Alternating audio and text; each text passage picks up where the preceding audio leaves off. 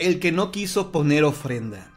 Esta leyenda es muy popular en los estados de Puebla, Veracruz, Oaxaca y Yucatán. Su fin es motivar a la gente para que coloque su altar de muertos. Se acercaba la fiesta de Todos los Santos, tradición muy popular en México en la que se pone la ofrenda para aquellos que se nos adelantaron en el camino. Un hombre muy flojo no quiso poner la suya, a pesar de la insistencia de su esposa. Con tal de no seguir escuchando más reproches, prefirió dejar el pueblo y marcharse al monte, a la Malinche. Al ir subiendo a dicho cerro, vio que mucha gente venía en dirección al pueblo. En primer lugar aparecían los niños, y atrás de ellos la gente adulta. Entre la multitud, vio a uno de sus tíos que ya había fallecido. Quiso seguir esa caravana, pero quedó aprisionado en un ocote donde estaba recargado. Por más intentos que hizo para liberarse, no pudo, y a causa del esfuerzo realizado se quedó dormido. A la mañana siguiente, vio que la multitud ya venía de regreso en el mismo orden que la había visto el día anterior. Cuando la procesión pasó a su lado, se dio cuenta que todos traían en sus manos las ofrendas que les habían puesto sus familiares. Entre los difuntos vio a sus padres que solo traían una tortilla y un bultito de quelites.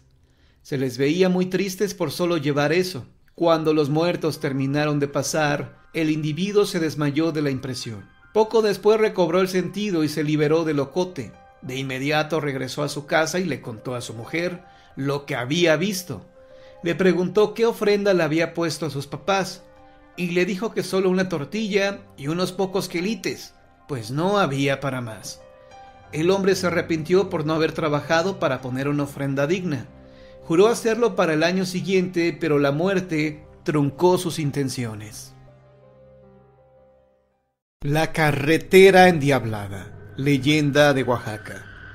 Existen muchas historias que hablan acerca de las carreteras en México, anécdotas que hablan sobre mujeres de blanco que se aparecen en el camino, que en ocasiones provocan trágicos accidentes o bien carreteras que en determinado número de kilómetros suceden hechos inexplicables.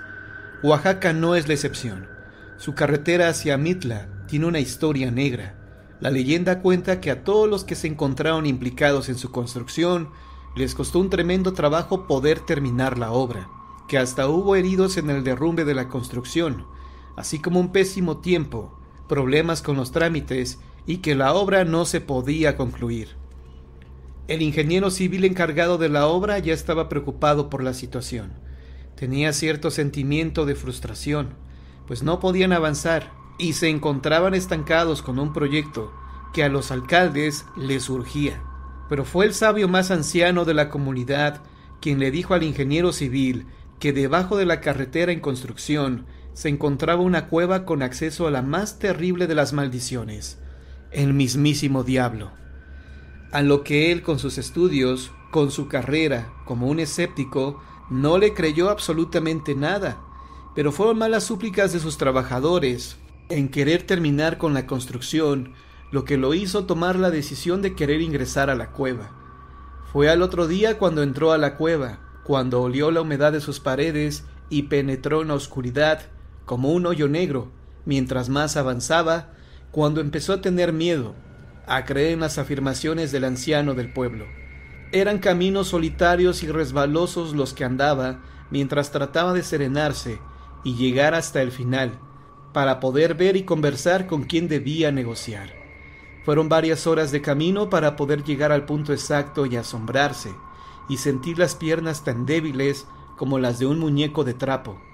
Miró una especie de toro, el cual se encontraba en un sillón de piedra, rodeado de oro y joyas, que miraba al ingeniero con mirada retadora, y con una voz de estruendo aseguró que sabía muy bien por qué lo buscaba, afirmando que no existía ninguna concesión, que ese camino nunca se podría terminar de construir. El ingeniero civil negoció por horas, hasta que el toro, después de un largo silencio, le dijo: «Tráeme un camión lleno de gente y me apoderaré de sus almas».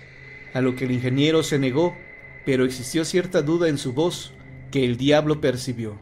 Pasaron varios días y la obra se pudo concluir, con la tranquilidad que nunca tuvieron, y los trabajadores terminaron al fin. Por eso hubo una fiesta y una inauguración.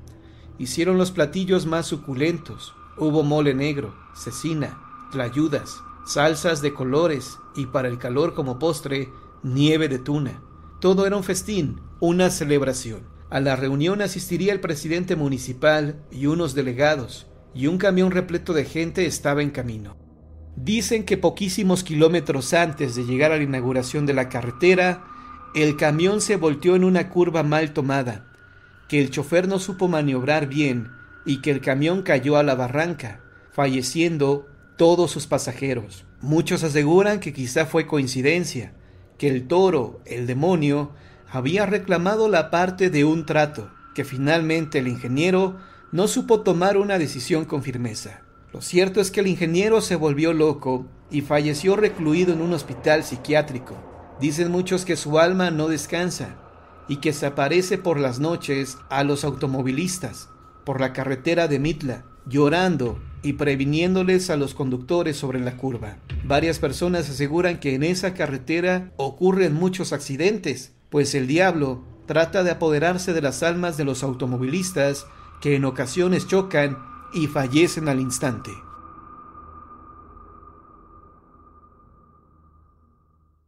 El espectro de la anciana. Todas las noches después de las 11, su alma vaga por las calles de General Cetina en busca de un ser querido que fue muerto en la revolución. Toca puertas y ventanas preguntando por su hijo. Los vecinos, con todo estupor, hacen caso omiso a sus llamados. Saben que es el espectro de la ancianita que anda en pena. Se les hincha el cuerpo cada vez que se oyen los pasos y lastimeros lamentos de la mujer. Muchos son los que saben que si llegan a abrir las puertas o ventanas a la anciana, la maldición caerá sobre sus hogares. Por eso se encierran a piedra y lodo. Todo esto sucede en Campeche, la ciudad amurallada que esconde leyendas fantasmales y encierra en sus viejas casonas a las almas que no han encontrado la paz en el otro mundo. Todo empezó cuando, en busca de paz y tranquilidad, me trasladé a este estado, y picado por la curiosidad, empecé a investigar sus misterios. Por coincidencia, había rentado una casa en la calle General Cetina, calle empedrada y estrecha. Me llamó la atención que apenas se aproximaban las 11 de la noche, sus moradores aseguraban sus casas con aldabas y candados. En provincia, principalmente en lugares calurosos, la gente tiene por costumbre salir al anochecer a las banquetas a tomar el sereno en cómodas mecedoras. Con abanico en mano pasan las horas hasta el amanecer. Entonces, no me explicaba por qué la gente de esa calle se encerraba tan temprano, y menos por qué se quedaban despiertas pasadas las 11 de la noche.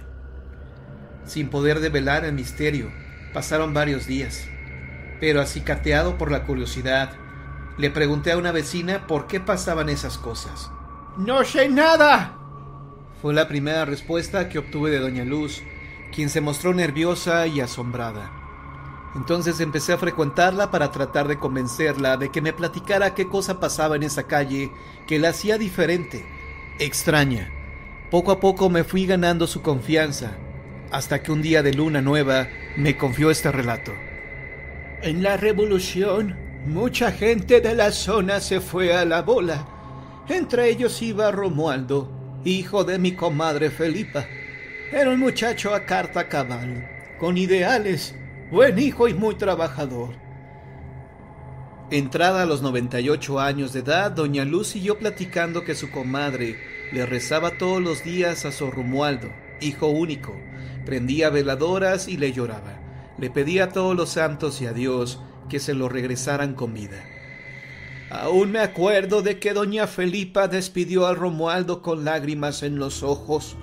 Le rogaba que no se fuera, que se quedara, que qué iba a hacer ella sola. Pasaron los años y doña Felipa jamás supo de su hijo. Empezó a enloquecer. Fuera ya de sus cabales, tomó por costumbre, al caer la noche y envuelta en su rebozo, recorrer las calles tocando puertas y ventanas, preguntando si sabían dónde estaba su Romualdo. Pasó el tiempo y mi comadre, ya ancianita, era unos 10 años mayor que yo, falleció de tristeza sin saber nada de su hijo, que convertido en general fue muerto en combate. Al fallecer la mujer, los vecinos decidieron ponerle el nombre de revolucionario difunto a la calle. Desde entonces el fantasma de doña Felipa se aparece en esta avenida, espantando a los vecinos que aterrorizados oyen cómo el alma en pena toca puertas y ventanas. Hasta la fecha, el espectro de la anciana continúa con su peregrinar por las calles de General Cetina. Así que ya sabe, cuando regrese a Campeche, cierre puertas y ventanas después de las 11 de la noche y nunca conteste cuando escuche una voz de ultratumba preguntando: ¿No has visto a mi hijo? Quienes lo han hecho todavía viven con el espanto reflejado en sus rostros.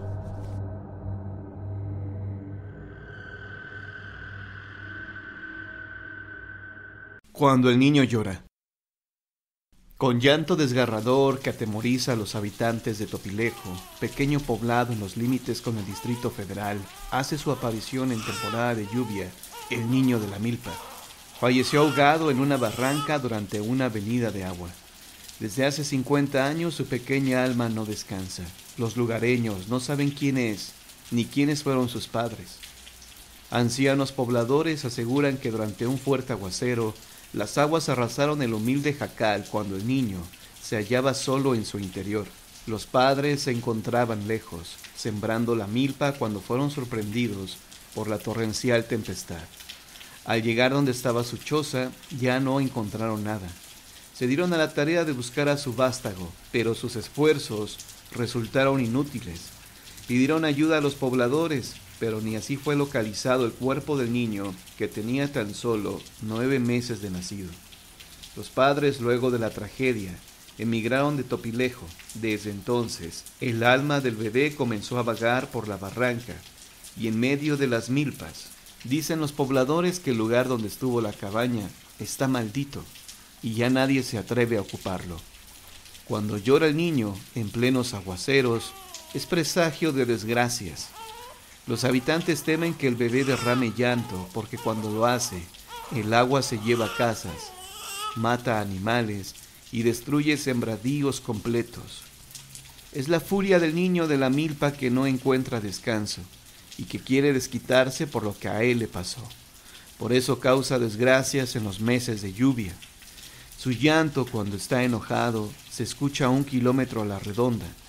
Entonces la gente asustada reza y se prepara para imprevistos. Las desgracias se suceden cada año. Nadie lo ha visto. Solo escuchan su lloriqueo, principalmente por las madrugadas. Un día después vienen las desgracias. Algunos dicen que sus quejidos se apagan cuando la tormenta pasa, llevándose a su paso todo lo que encuentra. El cura del pueblo ha echado agua bendita al lugar, pero ni ésta ahuyenta al niño de la milpa, que año con año hace su aparición. Los pobladores en grupo salen a buscarlo, pero el bebé se esconde en el espesor de las milpas, y solamente el movimiento de las cañas anuncia su presencia. El niño de la milpa habita en ella, es su territorio. Cuando tiene hambre se aparece en distintas casas cercanas a lo que fue su choza. Del interior de las chozas desaparecen, en forma misteriosa, distintos alimentos, pero la leche, ya sea en polvo o líquida, es la que con más frecuencia se lleva. ¡Oh no! ¡Ya nos visitó el niño de la milpa!, dicen llenos de horror. Tiene hambre de nueva cuenta. Ojalá y con el estómago lleno deje de llorar, para que no nos traiga tragedias, comentan quienes han sido visitados por el bebé. Incluso algunos vecinos a propósito dejan afuera de sus casas leche para que el niño la tome y no tenga que entrar causando el espanto entre sus moradores. Una vez que se levanta la cosecha de elotes y que el tiempo de aguas termina, él desaparece, pero el año siguiente volverá a provocar horror y desgracias.